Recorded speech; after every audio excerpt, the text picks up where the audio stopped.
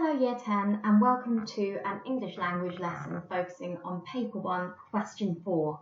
And this leads on from a work we did a couple of weeks ago on questions 1, 2 and 3. You're going to be using the same extract again. So today, the first thing we're going to look at is your weekly Retrieval Quiz, which is available on Teams. Then we'll reread the extract. I'll give you some feedback on your question 3 responses, and then we'll focus on question 4. All the resources are available on Go for Schools and Teams, and if you're able to, please submit your work to the class notebook section of Teams. I understand some of you have been having trouble with this, so please don't hesitate to get in touch if it is challenging for whatever reason. I'm not particularly used to Teams either yet, so just do your best. Okay, so first thing is the Retrieval Quiz. So for 10B1, that's on the Macbeth work you did last week, and for 10A4, that's going to be on Storm on the Island.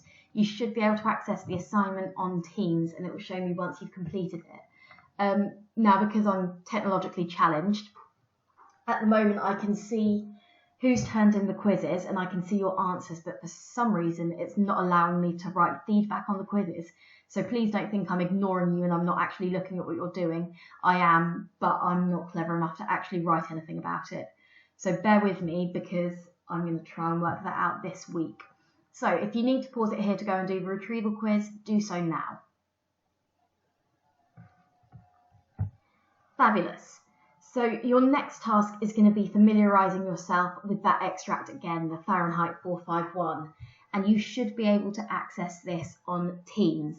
So when you go onto your homepage, if you look at files, it will say class materials, home study week 7, and after this it will have the PowerPoint and the extract here. So that's where you should be able to access it. Again, any troubles, just let me know. So go and reread it, pause the video now and come back when you're finished. Okay. Last time we did language, we were focusing in particular on question 3. And generally it's the same question: how's the writer structured the text to interest you as a reader? I'm just going to quickly show you the mark scheme again. We'll look at the top here. So it's out of 8. And to get the highest marks, you need to be perceptive and detailed. You need to analyse the effects, use decent examples, and make good use of subject terminology. So some of you were saying that you were struggling to kind of write in enough detail or how to structure it. I know I gave you sentence starters, but in hindsight, I probably just bombarded you with a ton of information. It was slightly overwhelming. So I've written a little example on the next slide. It's not perfect, but it might give you an idea of the sort of thing you should be writing about for question 3. Okay, so I've said this, excuse any typos.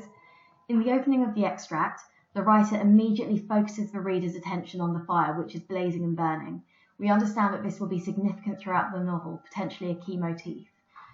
So this is good because I'm saying what the extract is focusing on. I'm including a little quote, but I'm not analysing the language because I'm talking about structure. And I'm saying why the writer might have done this. So it might be a key motif. And a couple of you submitted answers with similar ideas.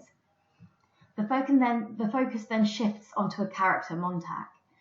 As this section is from the beginning of a novel, it's likely he's the protagonist. However, he doesn't seem overly sympathetic as a character as he grinned with a fierce grin. Furthermore, the use of third-person narrative and the past tense may result in a sense of emotional detachment between the character and the reader. Alienating the reader is often a convention in dystopian literature. So I'm connecting my ideas to the context. I'm saying, yes, we're focusing on the character. He's obviously quite significant, but we don't necessarily like him very much. The writer's deliberately done that. As the extract develops, the reader understands the familiarity of Montag's routine and his confident, almost arrogant manner as he showers luxuriously and is constantly whistling. This leads to a greater contrast when the atmosphere shifts in the final paragraphs. So I'm constantly linking it back to the writer's intentions, why they're doing, what the effect is on us as readers. In the final paragraphs, the atmosphere changes and becomes somewhat sinister and eerie when Montag slowed as if a wind had sprung up from nowhere. The writer then uses analepsis, so that's a flashback, to develop the reader's understanding of this shift. We learn that Montag had the most uncertain feelings for the last few nights, which forces us to invest in his concerns. The extract ends when Montag turned the corner, which shamelessly persuades the readers to find out the source of Montag's paranoia. So essentially, I've kind of just explained the writer's choices in structure throughout that extract. So why they have decided to structure the story in that way, what they're trying to achieve, and how it affects us. So that's just a question 3 example. You might want to compare that to your own work, see if you can make some improvements. That'd be really good, actually. So pause it here if you need to. Okay, question 4 is the biggest question on paper 1, section A. So obviously the writing is much more heavily weighted. It's 40 marks, but this is the biggest one on section A, which is reading. And it's ridiculously wordy, as you've probably already ascertained. So focus this part of your answer on the second part of the source from lines 24 to the end. They'll always give you a section to focus on. Don't use quotes from anywhere else. The student, having read this section of the text, said Montag is paranoid that someone is following him and means him harm. He clearly feels guilty about burning the books and thinks that someone's going to punish him. To what extent do you agree? So question 4 is asking you to think about your evaluation skills. Yes, you have to include quotes. Yes, you have to include terminology. But it's interested in your opinion. So how do you perceive this character, and how's the writer done that?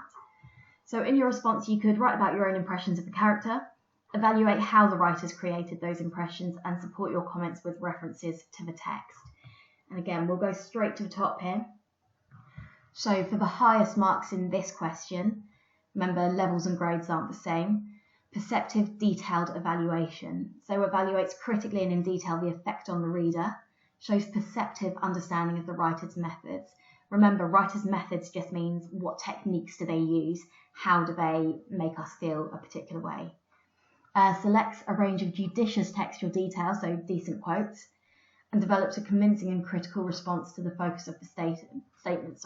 So you have a clear sense of argument, that's what it's asking for. So let's have a quick reread of the section it's asking you to focus on. He walked out of the fire station and along the midnight street toward the subway, where the silent air-propelled train slid soundlessly down its lubricated flue in the earth and let him out with a great dull of warm air onto the cream-tiled escalator rising to the suburb. Whistling, he let the escalator waft him into the still night air. He walked toward the corner, thinking little at all about nothing in particular. Before he reached the corner, however, he slowed as if a wind had sprung up from nowhere, as if someone had called his name. The last few nights he'd had the most uncertain feelings about the sidewalk just around the corner here, moving in the starlight towards his house. He felt that a moment before making the turn, someone had been there. The air seemed charged with a special calm, as if someone had waited there quietly, and only a moment before he came simply turned to a shadow and let him through. Perhaps his nose detected a faint perfume. Perhaps the skin on the backs of his hands, on his face, felt the temperature rise at this one spot, where a person standing might raise the immediate atmosphere 10 degrees for an instant.